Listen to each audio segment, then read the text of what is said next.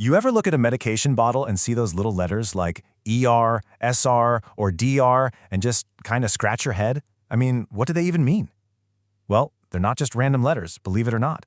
They're actually a code that tells you exactly how that pill is supposed to work inside your body. So let's dive in and decode this whole thing together. Okay, so right off the bat, this might look a little intense. A whole chart with different release patterns, goals, costs. It's a lot to take in. But hey, don't worry about it. I promise, by the time we're done here, this whole table is going to make perfect sense. We're going to go through it piece by piece so you'll know exactly what's going on with your meds. All right, so let's start at the beginning, with the one we're probably all most familiar with, the baseline. We're talking about immediate release. This is your classic, standard pill, and it's all about one thing: speed.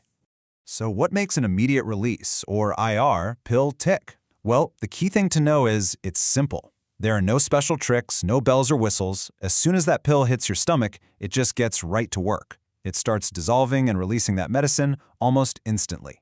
You know, a really simple way to picture this is to think about dropping a sugar cube into a glass of water. What happens? It fizzes up, it dissolves, and it spreads out super fast, right?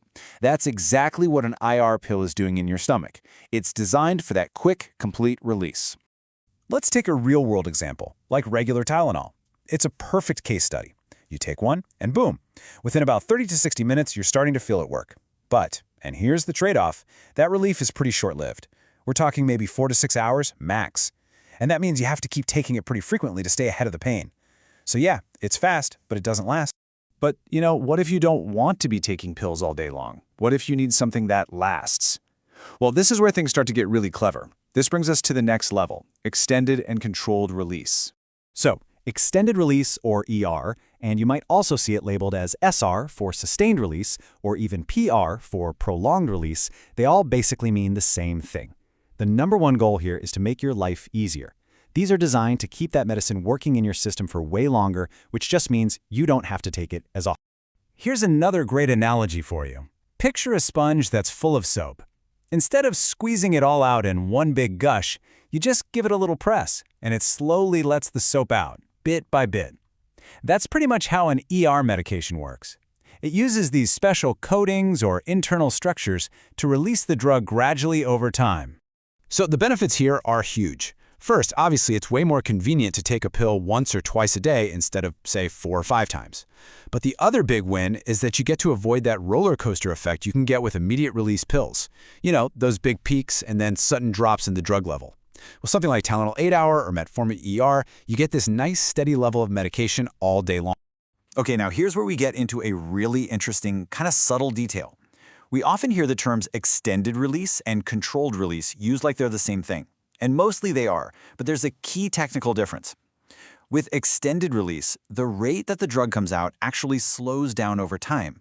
But with a true controlled release, or CR pill, the goal is to keep that release rate perfectly constant. And this chart just makes it super clear, right? Look at the line for ER. You can see it's got this gentle downward slope. That means less and less drug is being released each hour. Now, look at the CR line. It's a perfectly flat, steady line, a plateau. That means the exact same amount of drug is coming out hour after hour, and that takes some pretty advanced technology to achieve. Okay, so we've talked about fast release, and we've talked about long release. It's all been about the when. But what if the whole point isn't about how long it takes to release, but where in the body it releases? Well, that's a whole different ballgame. And that brings us to delayed release. The magic behind delayed release, or DR, is all in its special coating. Think of it like a smart little suit of armor for the pill. This coating is built to be super tough, so it can survive the really harsh, acidic environment of your stomach without a scratch. But the second it leaves the stomach and enters the small intestine where things are different, poof, the coating dissolves. So why would you want to do that? Well, there are a few really important reasons. First, you might want to protect your stomach from a drug that can be irritating, like aspirin. Or you might need to flip that around and protect the drug from being destroyed by your stomach acid. A great example is omeprazole. And finally, sometimes a drug just works best when it's delivered directly to the intestines for absorption. Now here's a really common point of confusion, so this is critical. Delayed release does not mean slow release. It means delayed start. As soon as that smart coding is gone, the medication inside is released all at once, just like a regular immediate release pill. The whole point of the delay is about the where, not the how long. All right, now let's talk about the real cutting edge. This is where medicine starts to feel like science fiction. We're moving into the world of targeted release. Targeted release, or TR, is basically like giving your medication its own personal GPS. I mean, these aren't just your average pills that dissolve wherever. No. These are designed to release their medicine only when they get to a very specific place in the body, or when they find a certain type of cell, or even when they detect a specific biological trigger. And the way this is being used is just mind-blowing. Think about it. There are pills like Asacol that are designed to travel through your entire system and only release their medicine once they reach the colon to treat colitis. There are cancer therapies that can literally hunt down tumor cells and deliver chemotherapy directly to them, leaving healthy cells alone. Even smart insulin pumps that release insulin only when your body needs it. I mean, this is truly intelligent medicine in action. So we've broken down all the science, which is fascinating stuff. But let's bring this back down to earth. What does this all mean for you when you're the one actually taking the medicine?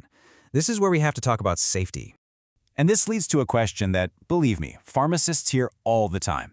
You've got this big extended release pill, and it's tough to swallow. So you think to yourself, hey, why don't I just crush it up or snap it in half? It'll be easier to take. I mean, it seems like a perfectly logical thing to do, right? Doesn't it? The answer to that question is a huge, emphatic no. I can't stress this enough. You should never crush or split an extended or controlled release pill unless your doctor or pharmacist has explicitly told you that it's okay to do so. And here's exactly why. Remember all that clever engineering? All those special coatings and matrices we've been talking about? Well, the second you crush that pill, you destroy all of it. All that technology is just gone.